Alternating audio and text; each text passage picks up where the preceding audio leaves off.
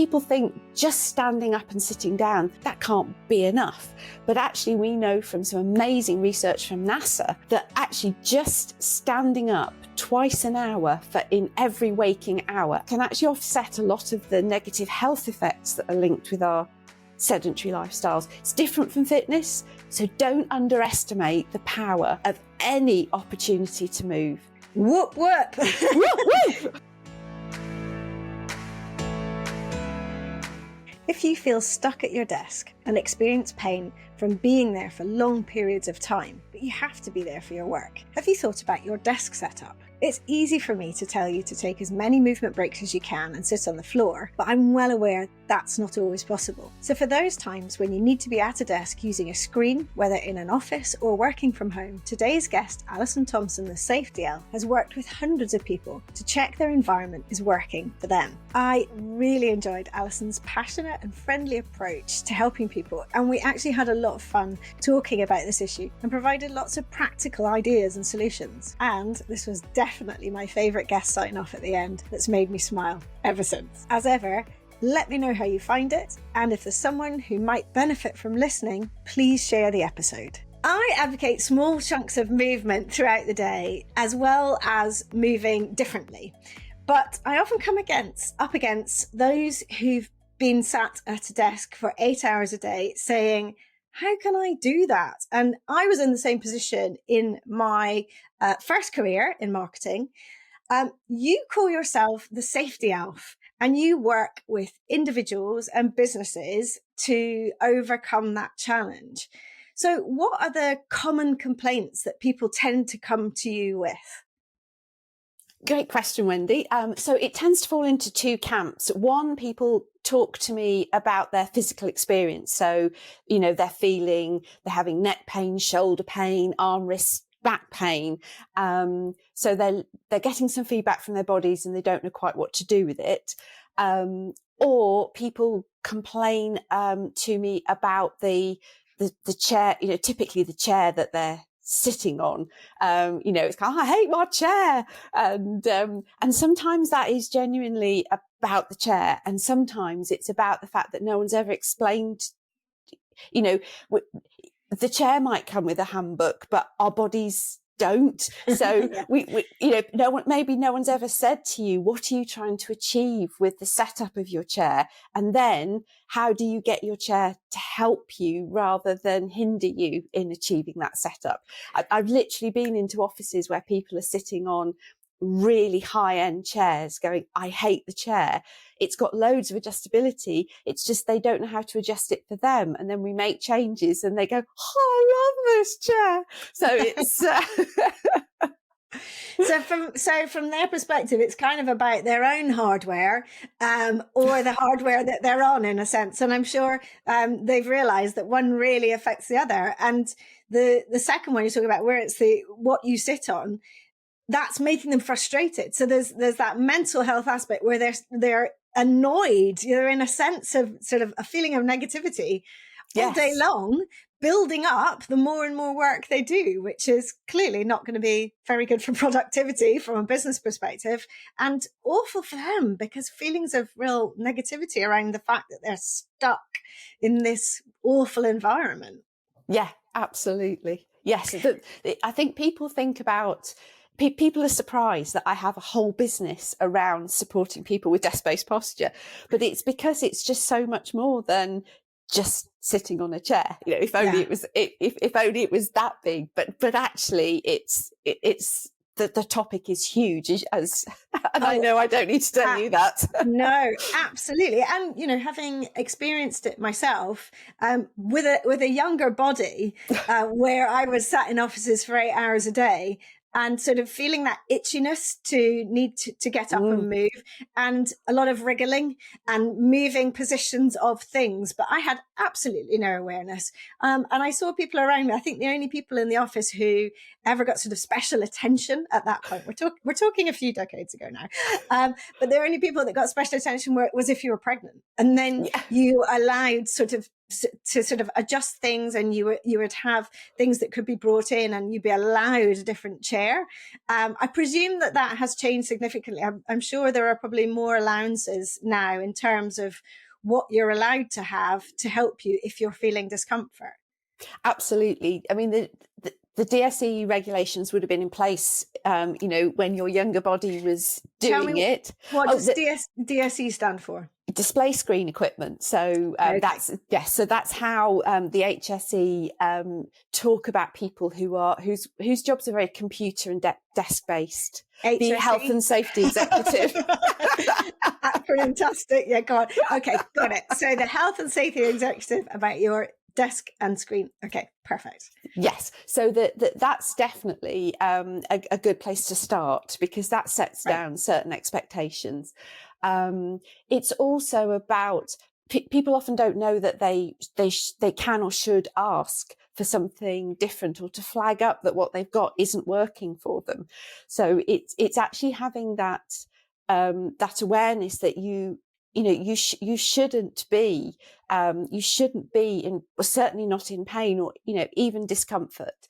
And actually your employer should be quite motivated to, because if you're not comfortable, and like saying, feeling negative, your productivity levels go down, your engagement levels go down. Employers are always chasing ways, desperate for ways to improve productivity and engagement. But actually, just genuinely caring about their people is a fast track to do it. And also reducing sick days, because obviously people then get into the point where they genuinely are potentially in pain from their setup, because it's about like repetitive strain injury, isn't it? Even sitting with bad posture, but I don't like the word bad posture, but no, posture that doesn't help you because of the environment that you're stuck in. And then that's leading to you having to take time off to go for physio, chiropractor, whatever it is you feel that is right for you, and feeling pretty miserable about the fact that you are in pain. And I very well know about that downward cycle, and it's a horrible place to be. And yet it could be solved by the very environment that you're sat in just being better and well thought through. So tell me, what are the first things? So let's say someone comes to you talking about their equipment first, before we talk about pain. So the chair that they're on and the setup at their desk. What would be some of your top tips to help them become aware that actually what they've got isn't optimal? So one of the first things I always advise is recruit a spy, because you can't see you at a desk. So get someone to take photos of you at your desk, and not when you're sitting there going, this is me in perfect posture. Get someone, ideally, to snap photos, when you're stuck into the Excel spreadsheet, or you're doing the lounge or the lean, whatever it is. Yeah. And that, then when you look at those photos, that will really help. That may well give you indications that things I typically see is where somebody's spine is here and the back of the chair is over here, and they're just so to get support from the chair, they have to lean back. And is that, so just to describe for those listening, is that they're leaning back by curving their lumbar, their lower spine, into a sort of a C shape against the back of the chair? Or... No, typically, so often people, if you're not getting support from your chair, and we don't want the chair to be forcing you into a posture. We want the chair to be just gently. So when you rest against the chair, you're in, I don't like good posture either, what I call a neutral posture. Yeah. So then we would have, if you don't have that, it's actually really tiring holding yourself up for 8 hours a day, which is effectively what you're doing. So this encourages either to lean forward onto the desk. So at the moment, I'm demonstrating by kind of curling forward into that C shape. I've also got my elbows on the desk. Right. Yes, but people do the C shape a lot. Without the elbows as well, or they have to lean right back, so a reclined posture, because that's where the back of the chair is. So to find relief, you have to go back. Or if they've got armrests on the chair, I'm now disappearing off the screen to the side. You end up trying to lean down to find the armrests on the chair. So basically not in what is a comfortably stacked position for the spine. And therefore, when we stack our spine, particularly over a nice neutral pelvis, which is what I talk about for walking, but also for sitting, when we stack nicely, it means that our muscles, both on the front of the body and the back of the body, are sort of balanced in the work they're doing, rather than pulling one way to hold us up so that we don't fall over in terms of gravitational pull. And the other way, it's just this kind of nice, happy medium in the middle. And particularly when the pelvis is nicely set so that it's in neutral position, it's not tipping forward or back. Yes. Then we also get a natural curve of the lower spine in the which is often that lower back area where if we sit in a slight posterior or back facing tilt for long periods, which a lot of people do, then we wonder why we're getting lower back pain. When in fact that creates that sort of discomfort in the spine because it's actually out of line. It's not stacking nicely and neutrally and evenly. Yes. Some of the language that's used around, people have often been told to sit up straight. Yes. It's like, no, sit up S-shaped. That's how we're designed to be. I talk about a tall spine in my coaching. Yes. And I don't know if that really resonates with people or not, but it works for me because I'm not saying a flat back. I'm not saying, I'm just saying tall because it's about trying to lengthen when you're sat there. Now that's in a movement class. So it's obviously very different. But as you say, it's just being in a relaxed upright position, isn't it? Where you don't have to think about it. Yes. One of the other things that's people often get their seat height wrong as well, because they start with, because the interrelationship between your forearms for your mousing and typing position, but the desk sometimes if they've got armrests on their chair, you get the seat height right, and then you try and pull in close to your chair, and the chair arms become a barrier. So there's all kinds of challenges that you have to navigate to actually achieve that position. So tell me, just on that point, so what would you say is the optimal sort of position for your legs and height? Is it very personal, or is there sort of a general guide that we can all work to? There's absolutely a general guide. So I know people who are just listening won't be able to see this. So I'm standing up and turning sideways to the screen. So what we want is that when you are in that upright spine and your arms are hanging naturally out of your shoulders, that you just put a 90-degree angle in at your elbow, and then your forearms are floating above the surface of the desk, so that when you're mousing and typing, your forearms are in a nice neutral line, that you're not having to do crazy angles with your wrist to get to your mouse and your keyboard. Now, if you achieve that, you might find that your feet are then dangling from your chair, because people often start with putting their feet supported on the floor and stack upwards, but actually we need to start with that, because if it might be that your feet are flat on the floor and then you end up wearing your shoulders as earrings, because then your relationship with your desk height is unhelpful. But so that's actually, and that's when people often need footrests, and people are really surprised that they need footrests, because it's not necessarily about your height, it's about your body proportion.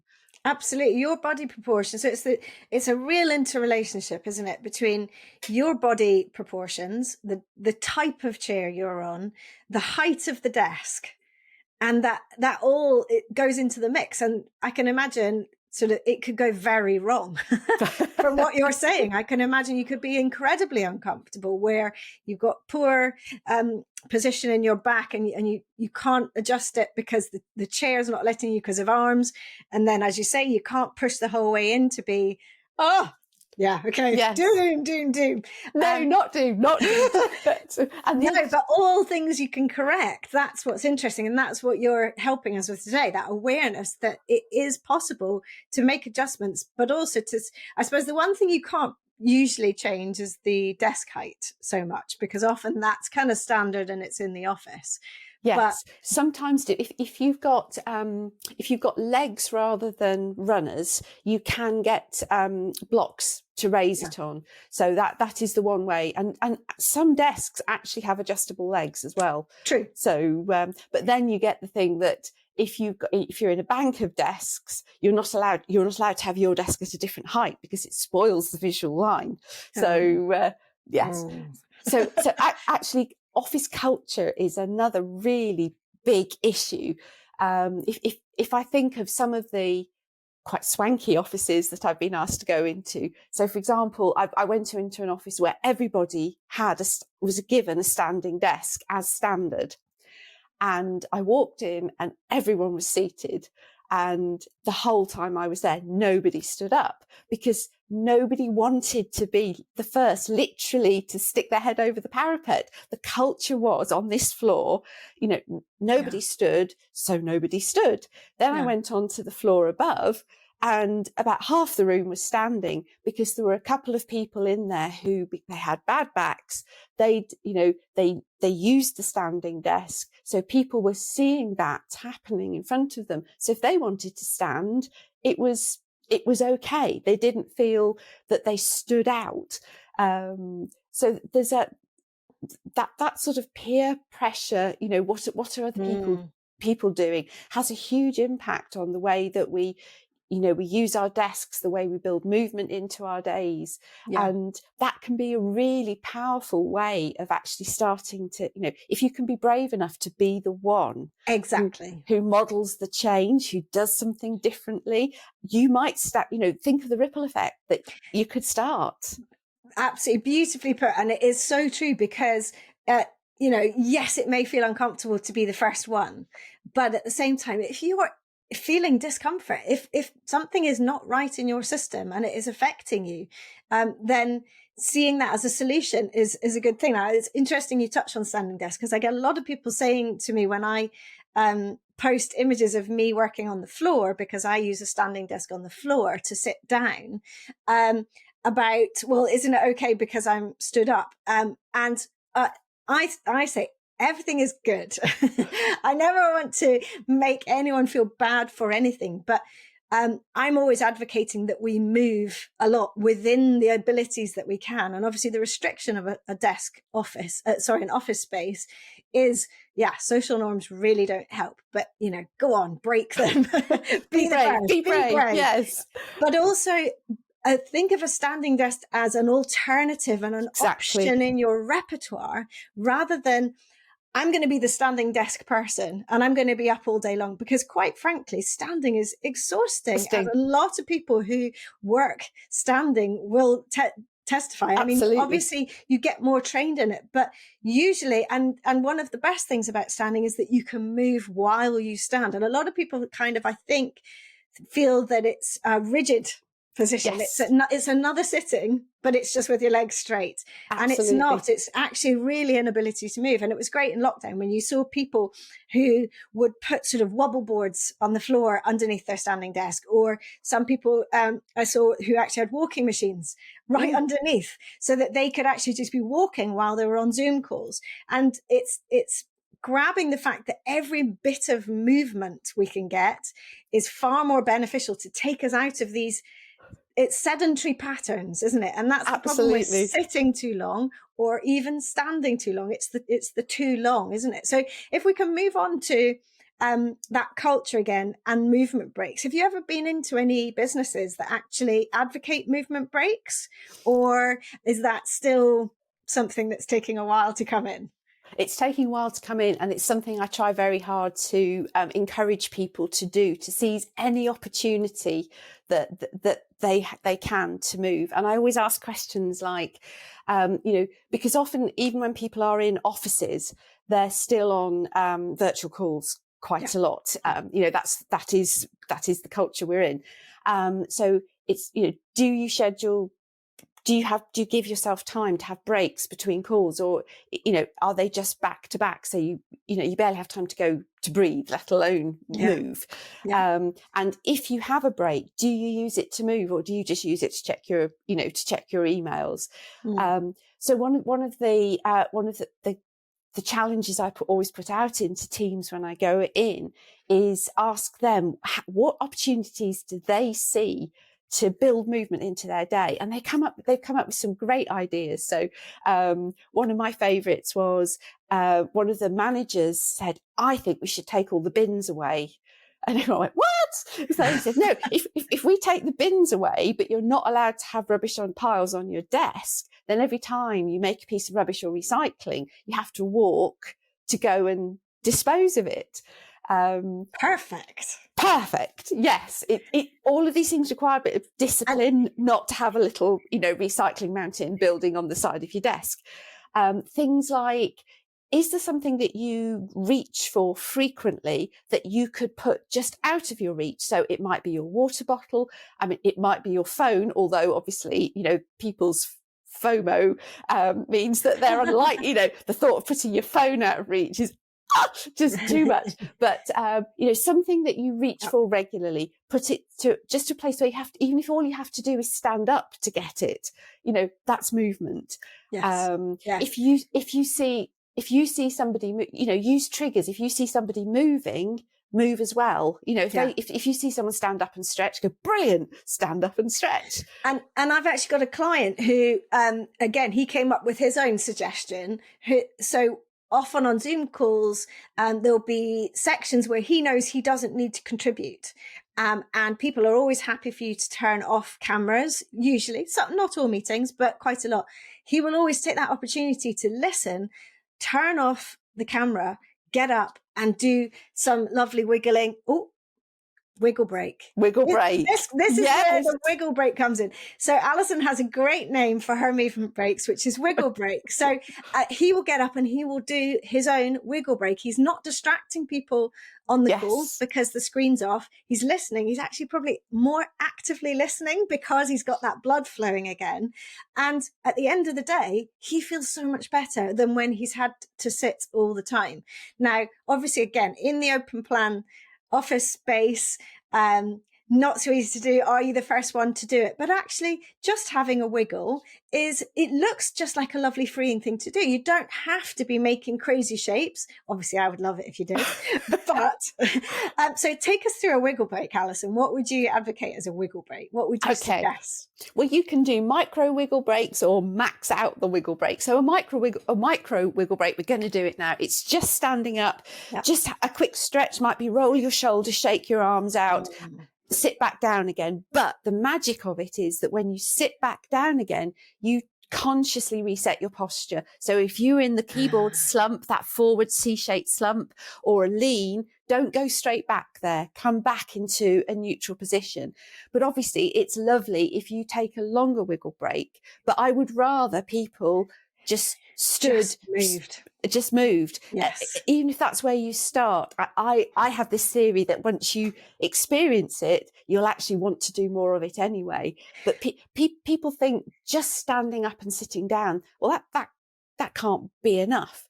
But actually, we know from some amazing research from NASA that that actually just standing up twice an hour in every waking hour, and that's not like 36 stand-ups in the first hour that you're up, it is within every waking hour, can actually offset a lot of the negative health effects that are linked with our sedentary lifestyles. It's different from fitness, but it's those kind of enzyme, hormone, digestive, breathing, all of those things that are very much impacted by the sedentary lifestyle. So don't underestimate the power of any opportunity to move.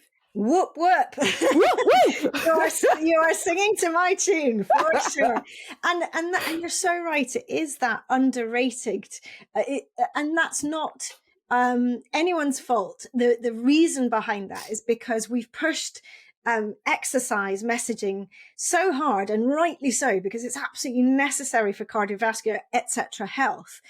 But by doing that, we've pushed so far away from the value of regular movement throughout the day. And the WHO have now recognized that 4 years ago. They included that to get away from this sedentarism issue that we have, that, frankly, an hour in the gym is not going to take away the ill effects of that longer period of sitting. And yet there's such small as you say, brilliant things that we can do. And obviously I would add to that where I would say, let's have a spine twist. Let's Absolutely. think about, as you were saying, rotating. And I would throw in a deep squat, clearly holding onto the desk, opening out your hips because they haven't been opened. But, these are just little things that I would encourage. My office, if I had it, would be quite different to the normal I can imagine.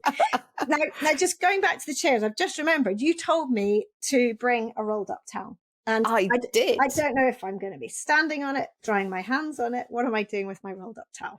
Okay, well, if we rewind to earlier in the conversation, we talked about how I often see people having that they'd have to lean back a long way to find the back of their chair to get support. And I often go into offices and people have bought different kinds of lumbar support to try and fill the gap, but actually they're filling the gap in the wrong place, because what they've actually done is if the lumbar support is in your lumbar curve, which is in your lower back, you're actually just pushing your lower back further away from the support of your chair, which means you've got even further to lean back to get support with your upper back. Right. Yes. So I'm often seen whipping out the lumbar support and whizzing in a rolled up towel. And people expect it to go horizontally like you would with a lumbar support. But actually what we do is we put it vertically down the spine. So that helps you. So you want it to stop above your lumbar curve, because you don't want to be pushing your bottom further away from the back of the chair.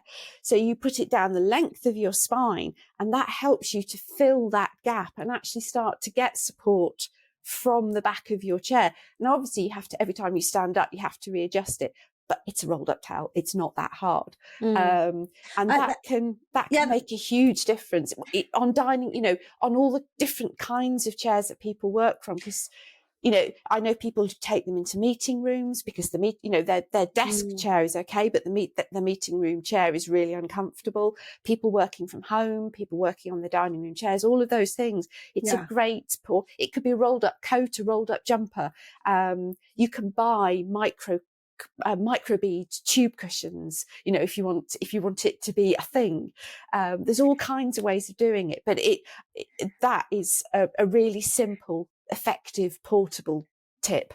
And that's it resonates with when I help people to think about how they are standing and what their spine is doing, because I will, in a similar sort of way, get a broom handle and put that across the back so that it touches the back of the pelvis, the back of the cervical spine, so where the ribs are attaching to the spine.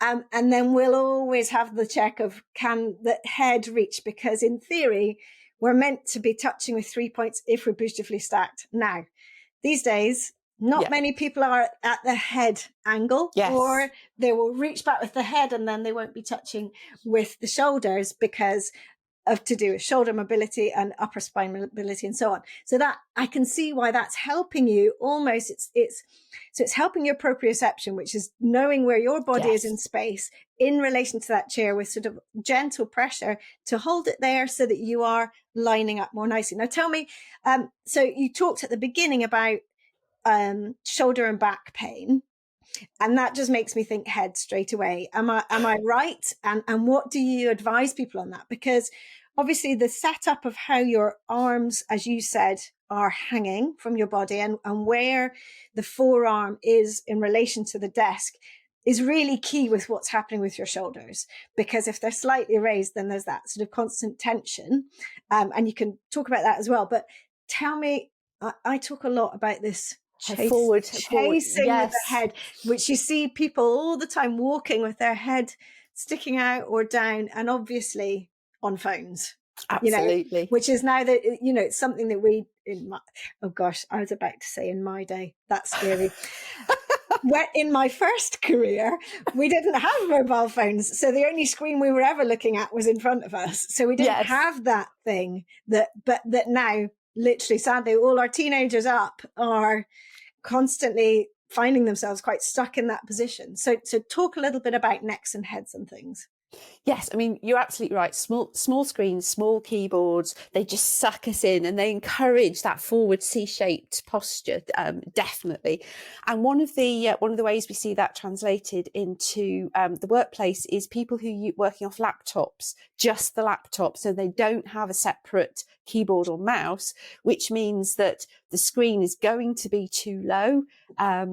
So even, a separate keyboard and mouse, and sticking your laptop on a biscuit tin, a ream of printer paper, just raising that screen, anything you can do to try and allow your head to sit in that continuation of that lengthened and stacked spine. Heads are really heavy. I often ask people to guess, give them a bag of sugar, which weighs around 1 kilogram. And because if you just say, imagine what 1 kilogram weighs like, I don't know. So grab, if someone who's listening and has got something weighs around 1 kilogram, pick it up, get a feel for what 1 kilogram feels like, and then guess how many kilograms the average human head weighs. Now, Wendy, I know you already know the answer to this one. Was I looking a bit smug? No, absolutely not. But yes, so and people will come up with guesses from about 3 kilograms up to about 10 kilograms. But actually, it's around 5 kilograms. And you might go, oh, well, I thought it was 9. 5's not much. Hang on, if I stacked 5 bags of sugar in your arms and said, go on then, just hold that for 8 hours, you'd be wanting to put it down after about 5 minutes. Actually, it makes me think of actually stacking it on your head. Yes. Because that would just be a head on a head.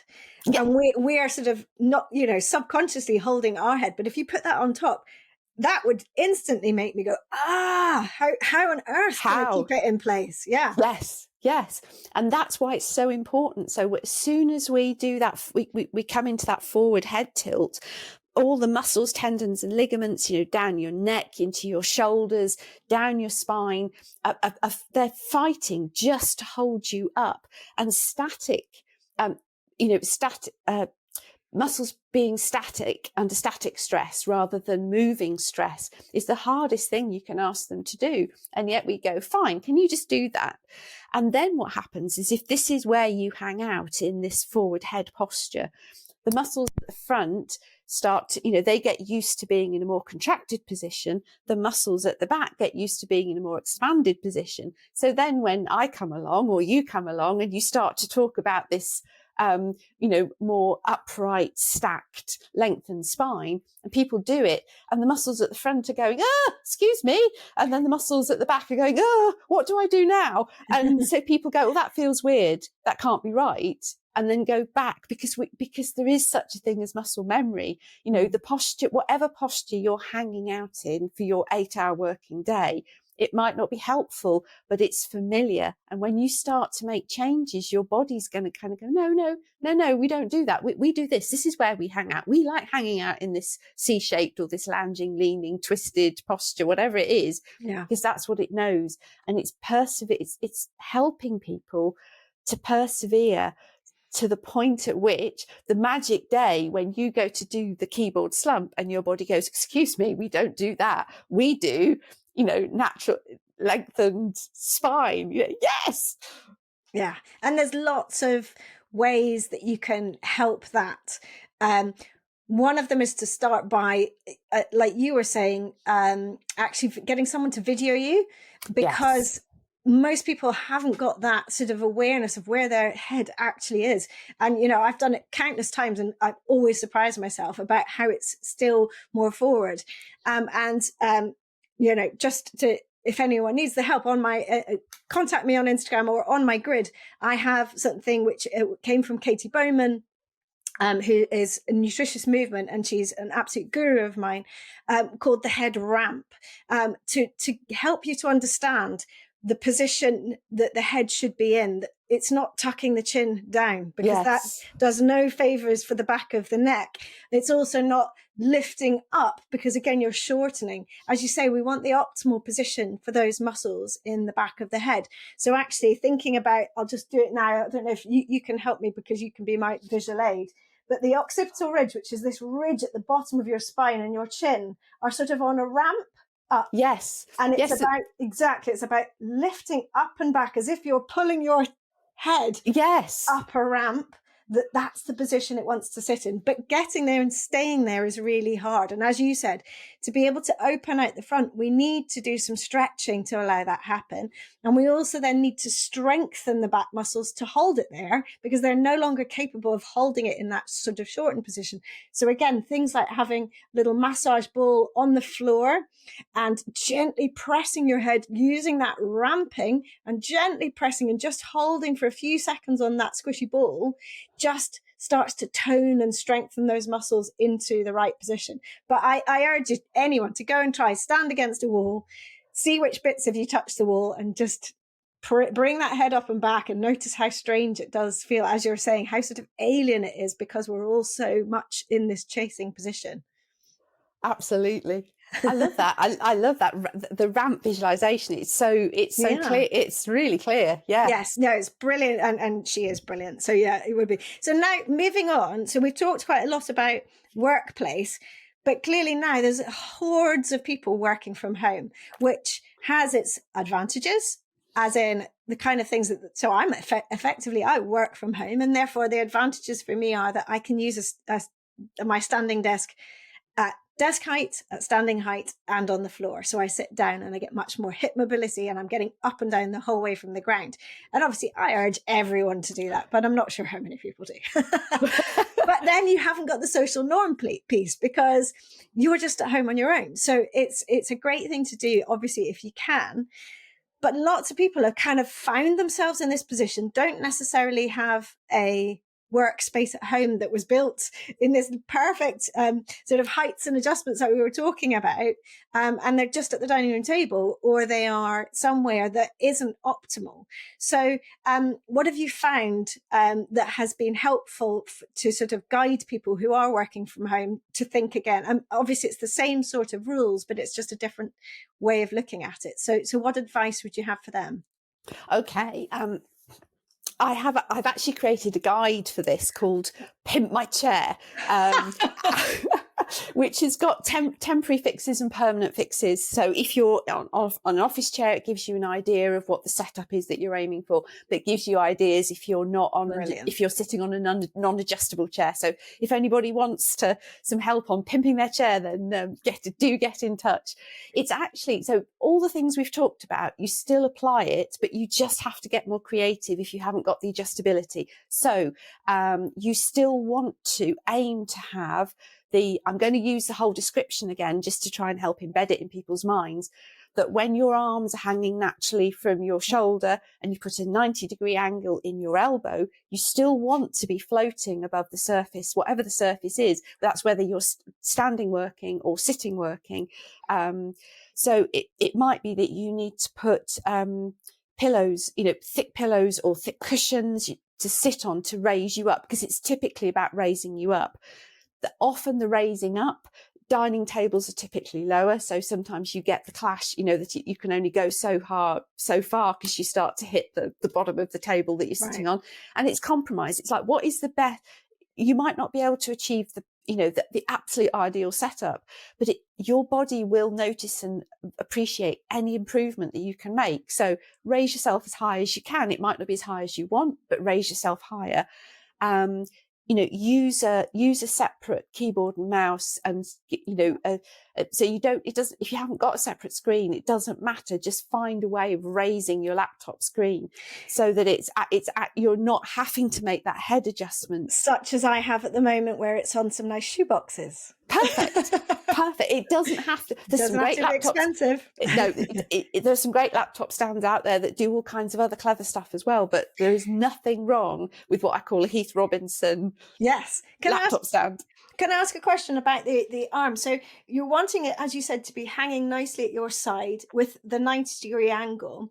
How close should your keyboard be? Because obviously you can have that angle and yet sort of be reaching towards a keyboard, or you can have it closer or even arguably too close. So Yes. what's the optimal? Is it just to rest under where the hand naturally is with that 90 degree you were telling us? That's the ideal. Optimal. So I'm just trying to demonstrate. We ideally want to be able to mouse and type in this range here. So I've got my arm hanging naturally, the 90-degree angle. But what we typically see is often keyboards and mice pushed much further forward. So you have arms they're reaching, which also it's another reason it just pulls you forward. It's gravity. And one of the typical reasons for that is because people have their notepad. So they have their notepad in front of them and then the keyboard, the far side of the notepad. So it's thinking about the placement. One great way to, if you, because it's a habit thing again, it's like, people, if people are used to pushing their keyboard away to make space, the keyboard will magically, you'll pull it close to you and think, oh, that sounds great. And then 5 minutes later, you'll look and it's pushed away and you don't know how it's happened because it's just habit. So what I know what people have done is put little tape marker on their desk. So, a little bit of, gaffer tape or some, electrician's tape or something like that. So that if they can see the tape, then it's either if I can see the tape, it's wrong, or if I can't see the tape, it's right. It depends which way your brain works. But just as a little kind of reminder of where, but because again, it's about changing habits and consciously changing habits means that we have to direct energy and attention to it, and then work starts to happen and our energy and attention has gone. So it's finding ways to just trigger that, easy ways that would just trigger that reminder for you without you having to invest conscious thought into where's my keyboard gone. It's just something that reminds you, where's my keyboard gone? and before you've got to the point that you're in pain, because then when you're in pain, you're going to be thinking about nothing else, if you know what I mean. Particularly if it's sort of a nagging chronic state that you get into. Yes. So tell me about that as well. So people, when people do come to you with specific pain that they are attributing to that, obviously you will assess their setup, like we've been talking about, and then what do you say to them about what they should do about their pain situation? Do you give advice? It is so individual, and often that visual, look at either me looking at them, sitting and just watching how they interact with their workstation, or getting good photos or video. Often, the clues are often there, but sometimes it's what people do outside of work as well. Our body's our body 24 hours a day, and it doesn't differentiate whether you're doing crazy postures because you're gardening or crazy postures because you're working. So sometimes you have to be a bit of a detective. But can I show you a pain map, Wendy? Yes. So this, one of the things that I go in and work with teams, is I create what I call a pain map of the team that I'm working with. So those of you who can see, I've got my medium-sized skeleton all my skeletons are called Ergo. Yes, I do have a range. He's in the background for me. So I take one of my skeletons in with me, or sometimes I take in a diagram of a skeleton, and then I invite people to put sticky dots on where they experience pain or discomfort that they think is linked to their work. So this is a real pain map from a real team. So I'm showing it's an outline of a skeleton, and he's absolutely pickled with blue dots and red dots. And the blue dots are for office-based working, and the red dots are for home-based working, because often, because we sit in, our workspace, our setup can be quite different. Interestingly, you often get different patterns emerging. And just to describe for the listeners what I'm seeing, there is a lot of, so blue is the workplace, yes, correct? Yes. So there's a lot of blue around the back of the pelvis and the lower spine. There's also a lot around the shoulder area and the back of the neck, and that is very similar for the red, but it seems to be sort of slightly more spread out for the red dots, and more particularly I'm noticing in the wrists. Yes. And the top of the back of the head, interestingly, but very similar presentation around that lower area of the back and the hips as is usual, and around the upper spine, lower spine curves and the shoulders. So those interestingly, and the first thing I noticed was that your skeleton we're seeing from the back. And that is a key point, isn't it, in terms of where people tend to feel things from sitting. Yes, although interestingly, this is the front of the skeleton, and this was a particular, often the front of the skeleton is much barer. The fascinating one for me is the number of dots on the face. On the face. So this one was very much about a lot about tension, you know, people feeling stressed, clenching their jaw, having headaches. And a big other thing, because you can see there's dots on the eyes, was glare. People really, in this particular situation, people were struggling with glare. So they were really feeling it with their eyes, eye fatigue, eye glare. So, and one of the things that I can often tell people are struggling with glare, because I'll go into an office and what I've done is I've leaned off to the side. So people are trying to avoid, they can't change, you know, if they're not in control of the light source, they kind of they try and avoid it rather than. So this is the angle that the office lights are hitting their screen, and office lights or natural light. Or even natural light. Got you. Yes. Wow, yes, of course. Yes. And you can imagine, if you think about an office situation, and this is one I've experienced myself, one person wants to close the curtains because the glare is just absolutely blinding them, and everyone's going, no. So it's back to this culture thing again. And that's in the morning, and the afternoon's different. Yes, exactly. So yes, it's very easy to see how these situations arise. And I presume that in a lot of environments you go into, there is a lot of commonality of issues across the body. Those main spots in the body that sort of get a bit stuck, and it does seem to be. Thinking about it sort of from an anatomical perspective, it's around those joints that are the most mobile, in that they move in the widest range of motion. So shoulders, hips, and vertebra.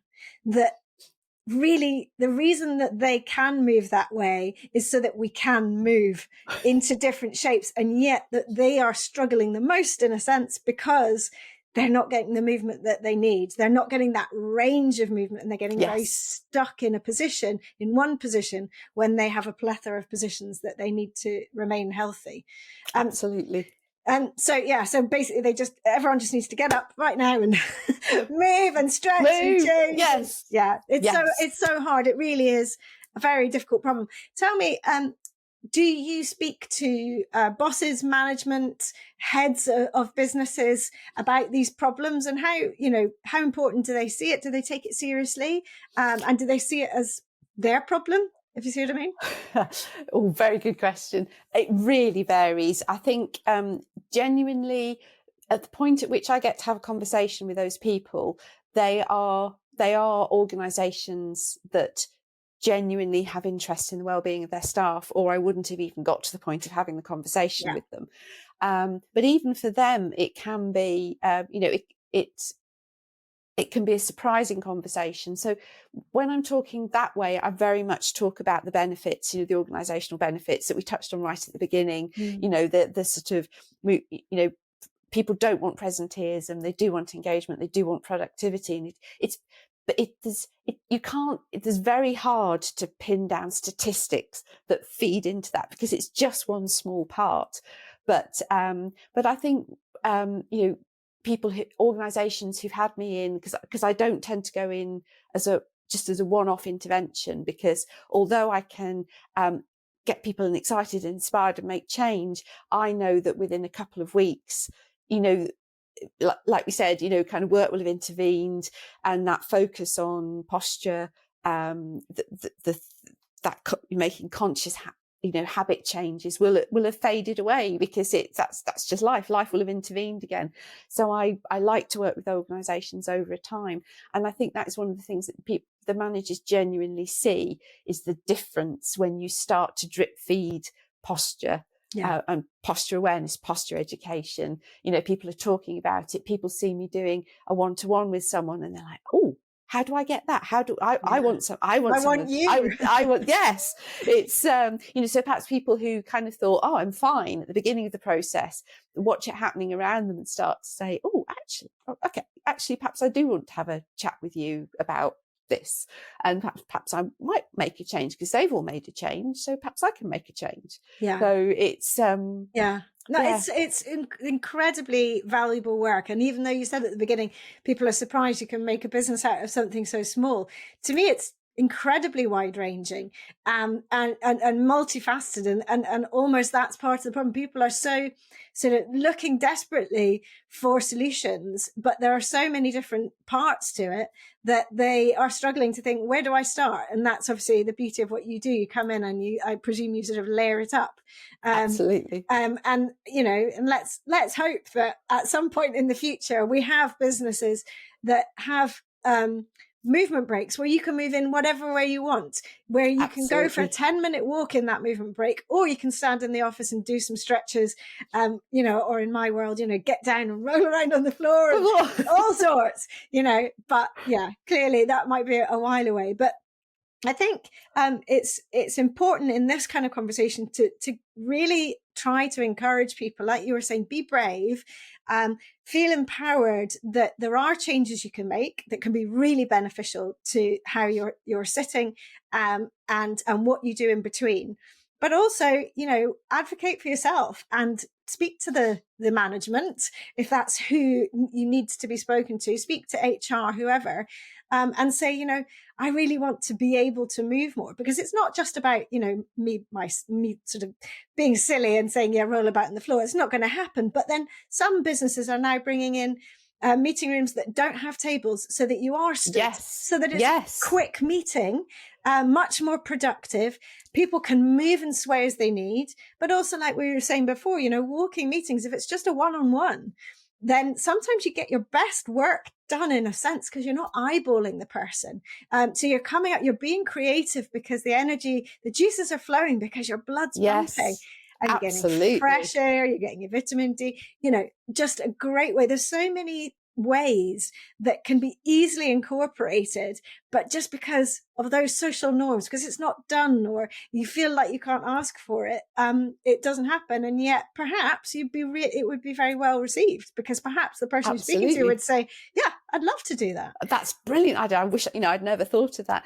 Yeah. One of the I'm fascinated by workplace trends, the way the actual workplace is evolving. And one of the things that we know is that post-COVID, employers are really struggling to get people to want to be back in the office. Yes. We know that large organizations like Amazon quite recently have mandated that people will go back to the office, but we actually know the research shows that mandating is not helpful, because people just push back against it. So yes, it's things that you can do that make the workplace more appealing, that works for different personality types, different all those different needs. They're all it just enhances why people would want to come in.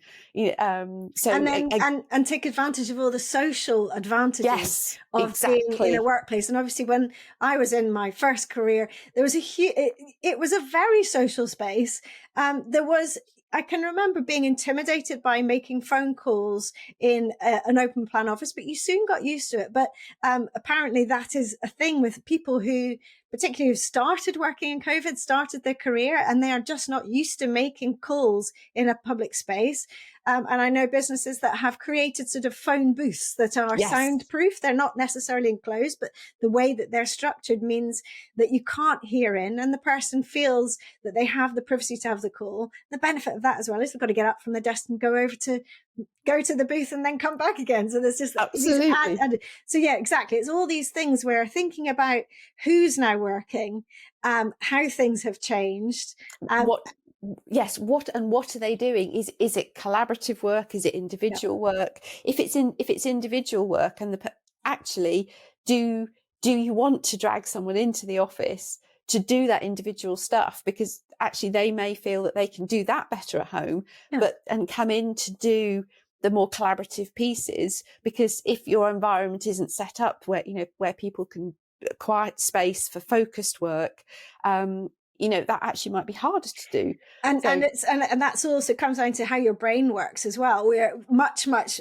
being more aware of our neurological differences and how we work best. And I think probably a lot of work through COVID, it was really interesting to see how we motivated ourselves, whether we missed that social connection, whether we didn't, and how working on a screen worked and didn't. I think we've all learned a lot through that period. But knowing yourself and having the options, it's always just about having the options and feeling allowed to do something like get up and move, rather than feeling like it's imposed that you can't. So let's hope that we can make change by having these conversations, by getting people to have conversations about this, and knowing that there are, as you say, from the start, awareness, just literally about exactly how they're sitting, but then also thinking bigger and to thinking, how can we make change?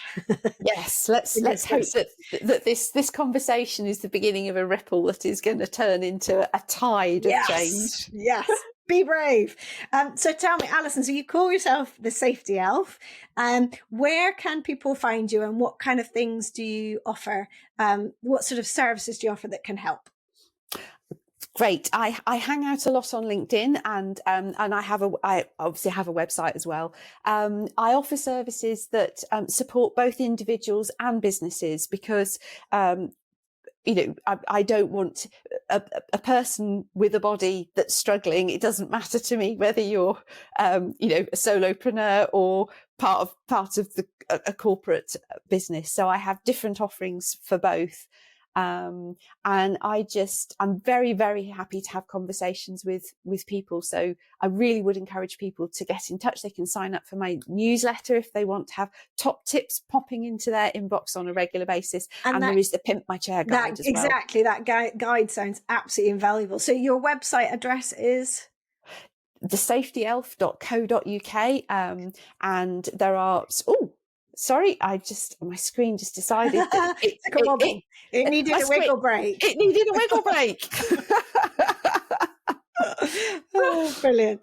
No, that's fantastic. So really, really grateful for your time today, Alison. Lots of really fantastic tips, and really great to get us thinking about, how our space can be affecting us and what we can do to empower ourselves to make the change, so that to avoid pain and to feel better and to be more productive, whether it's in our own work or working for someone else. So thank you so much for your time. It's my absolute pleasure. I think we should sign off in true Strictly Come Dancing style and say, keep moving. Love it. I hope you've enjoyed listening, and if you have, you can help by doing 3 things. First, press the follow button to tell podcast platforms you want to listen again. Second, please give the show a 5-star rating and leave a review about why you liked it. And third, I'd love you to share it with friends and family or on your socials, for which I'm truly thankful.